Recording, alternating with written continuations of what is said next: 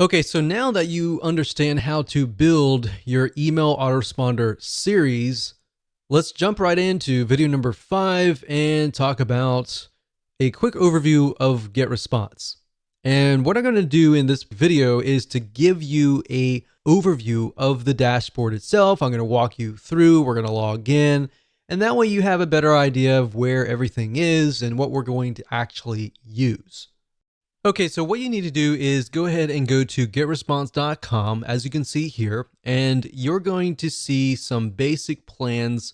And I recommend that you get the very basic monthly plan. Don't do annual yet until you get a better idea of if you like GetResponse or not. Now, it runs very similar to other autoresponder systems. Some are beneficial in certain areas, but at the end of the day, we're just trying to build a basic list. So up at the top, you're going to see contacts. Now, obviously, if they change the user interface, it will be slightly different. Now, the basic plan is just going to give you access to the contacts, which is building your list and doing broadcasting and creating autoresponder series. Now, what is broadcasting? Broadcasting means that if you have a list of, say, 100 people, you can email them all at once. The autoresponder series, however, on the other hand, will work based upon how and when somebody actually signs up. So if somebody signs up today, their autoresponder series sequence is going to start today.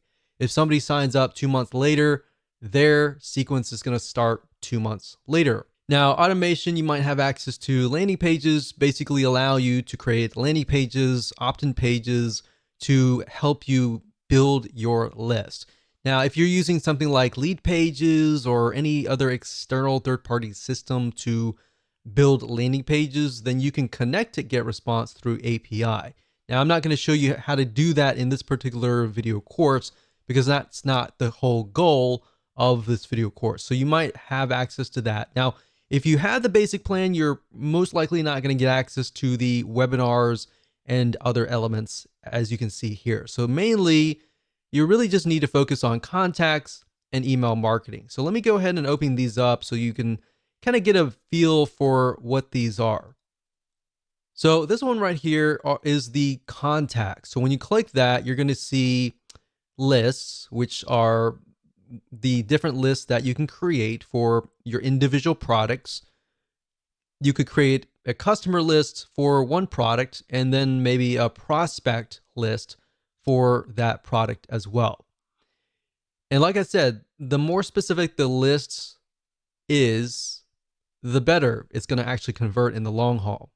So you have lists, you can do a search, you have statistics on seeing what's actually happening within your list. You have list hygiene, which allows you to clean your list, and blacklist basically means you can blacklist them from ever signing up in one of your web forms ever again.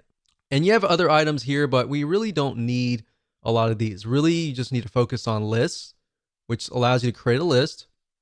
You can add contacts if you have, an external spreadsheet of email addresses. Then we go to email, and under email marketing, you have newsletters, and then you have autoresponders. Newsletters are like broadcasting. So if you email them one time, and everybody gets the email at one time. And then autoresponders are, of course, what we're talking about in this course. Drafts are simply emails that you've created, but you haven't really sent them out yet. So you can retrieve them at a later date if you want to. And of course, you have RSS to email. We hardly use that, in statistics, which you definitely need to use. And of course, if you click on landing pages, you can go here and create landing pages. Now, the items that we're really going to focus on are mainly, like I said, creating a list, like here, and then creating an autoresponder series right here. So with that said, let's move on to the next video. Welcome to video number 6, and we're going to start getting technical, and I'm going to show you how to create a list within GetResponse. And a list is basically the first step. You can think of it like your campaign, and some autoresponder services will actually use campaign as the name of the list. So you'll see list, you'll see campaign, and it's pretty much all the same thing. Now, before we talk about different ways to build your list and different types of opt-ins like single opt-in or double opt-in confirmation lists, and which one is potentially better for you, when you create your lists, a lot of times a question might arise, which is, should you create a different list for every single product that you have? Should you create a different list for every different affiliate product that you're promoting? And the answer for that is this: yes. And the reason why is because when you're creating your list, you want to get as specific as possible. You don't want to have one list that covers 5 different products, because you're not going to know which product is which customer has purchased which product, right? And even if you can segment it further and deeper than that, like let's say somebody has purchased this product, but they also purchased like a one-time offer. Or this other list, you have somebody who purchased product A and did not buy any of the one-time offers. So that way you have a better view of who is actually on that list. And that way you understand exactly what stage they are coming from. Now, what I want to do now is talk about double opt-in versus single opt-in. And this is a very common question that is asked over and over again, and a very, very important question. Now, if you don't know what these are, pay close attention. We're going to talk more about what each of them are. And then, of course, we'll talk about the advantages and disadvantages. So single opt-in means if somebody subscribes to your email list, they go to your landing page, they fill in their name and their email address, and that's it. When they click submit, they get automatically added to your list. Now, here is the problem with that. If they do that, there's no way to prevent them from entering a fake email address. So nowadays, most people are very reluctant on giving out their email address. So therefore, there's a lot of email services out there that give you a disposable email address that only lasts sometimes 10 minutes. Now, the problem with that is that when you get fake subscribers, it will actually hurt you in the long run, especially when you email fake emails. Because at the end, whenever you send out emails, Gmail, AOL, and big companies like that, they'll see that you're sending emails to fake emails, and then of course, they will think that you're a spammer. So what we found is 3 out of 9 times, or even more, sometimes even a half, most people will enter a fake email. So the bad news is if you build a list of single opt-in subscribers, your email service will assume that you're a spammer, and then out of nowhere, your account will get shut down months later. Or worse, you can continue emailing them, but all these different email service providers, or what we call ESPs, like Gmail, AOL, and more, they will start listing you and blacklisting you as a spammer. So every time you email out, you don't know how many of those emails are actually getting to your subscribers' email box. So even the people that want to hear from you, the emails might be going to their spam folder. So this isn't something that a lot of people are told and when they begin, and they normally find out later. So if you don't even know about this, then this is actually very common. Most people don't really realize that this is actually happening. Now, one way a single opt-in can work is if you are getting customers to subscribe to your list because they already trust you. So the only time that I would use single opt-in, in other words, is for people that actually trust you and that have spent money to trust you. Here's what double opt-in is. Double opt-in is when somebody signs up, and let's use the example before where they fill in their name and email address on your landing page and they click submit. Now, at this point, they're not going to be added to your list. They're going to be added to a sort of pending list. Now, what they have to do in this case is they have to prove that they are the owner of the email. So what happens is they get sent an email asking them to click a confirmation link. And when they click that, and once that is done, then of course they're added to your email list. Now, if they fill in the name and email address and it's all fake, then of course, think about that. That email will never reach them. And that protects you by allowing you to build a quality list. So instead of building a big list of 1,000 people, you might be building a list of 100 or 200 people, but these people are basically saying, I want to hear from you. Now, there have been studies, there have been tests. Some say that double opt-in works better. Some say that single opt-in works better. So really, at the end of the day, you're not going to know until you actually test it out. Now, given that double opt-in, if you send about 1,000 people and you get, let's say, for example, a 50% conversion rate, then 500 people may opt in. And if it's a single opt-in, then of course 500 people would be added to your list. But if you do double opt-in, 500 people may opt in, and maybe 100 of those are fake, and maybe you'll only get 300 people to actually confirm their email. But at the end of the day, what we found is double opt-in actually converts better. You're going to get a higher conversion rate, higher open rate, and higher click-through rate. That's going to help you as far as dealing with the email service providers like Gmail, AOL, and all these other email service providers, and your reputation will move up. Your emails, when you send them out, are going to land in people's email inboxes. And of course, because you're emailing people that want to hear from you. So that's why we found in our tests that you will actually get a higher rate of opens, a higher click-through rate.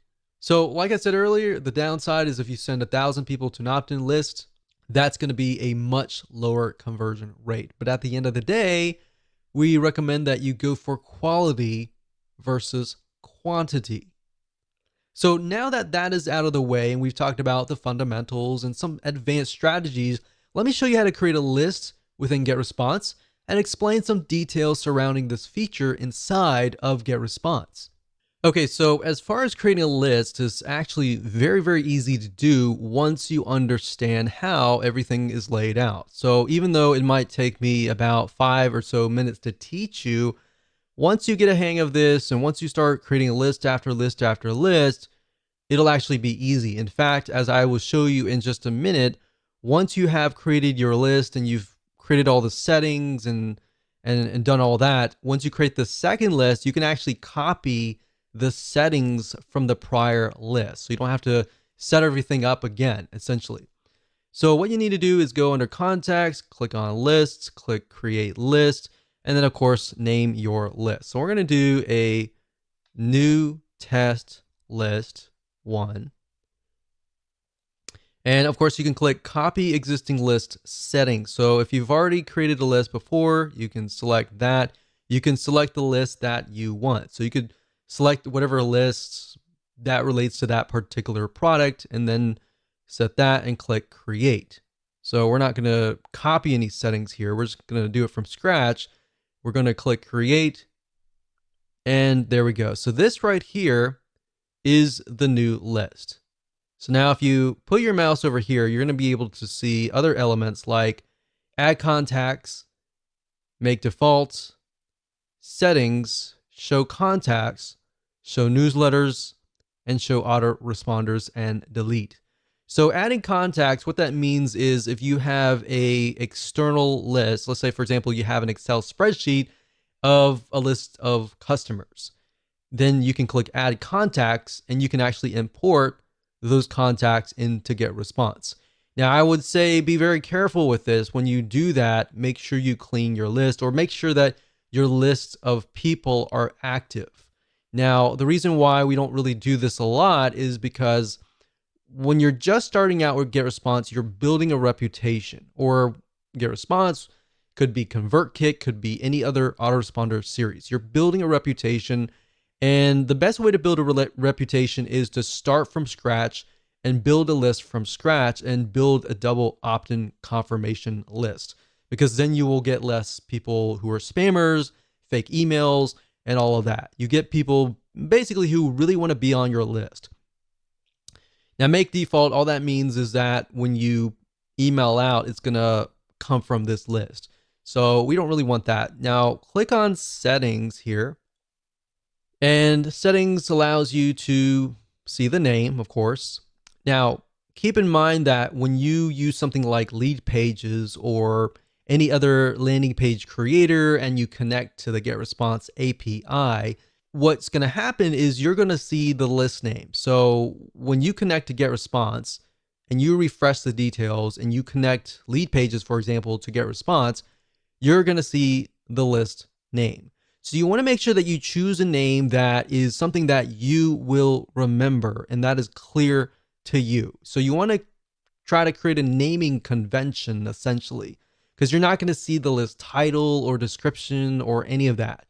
So what you could do in GetResponse, however, is create a list title and description so that if you ever forget what the list name is, then you can always refer back here and figure that out. Now, the next thing is you can choose the category, as you can see here, and of course the language. Now, right below that is going to show the postal address, which is very important. And this address is going to show on all of your emails. So anytime you send out a newsletter broadcast, which is to everybody, or an autoresponder series, they're going to see your mailing address at the very bottom. So if you want to, for example, rent a UPS mailbox or a post box and put that there instead of putting your own private mailing address, that would be highly recommended for you to do. Now, of course, this just allows you to customize the list. You can add your logo and all of that. Now, if we click on subscription up at the top here, you can see that this option will allow you to receive subscription notifications. So basically, every time somebody signs up on your list, you will receive a notification. Now, this is nice to have in the beginning when you're starting out, so it's kind of like a little motivator. But as time goes on and you start building lists of thousands and thousands of people, you most likely want to select this off. Now, what this here, it says require extra confirmations, double opt-in. What that means is the double opt-in list.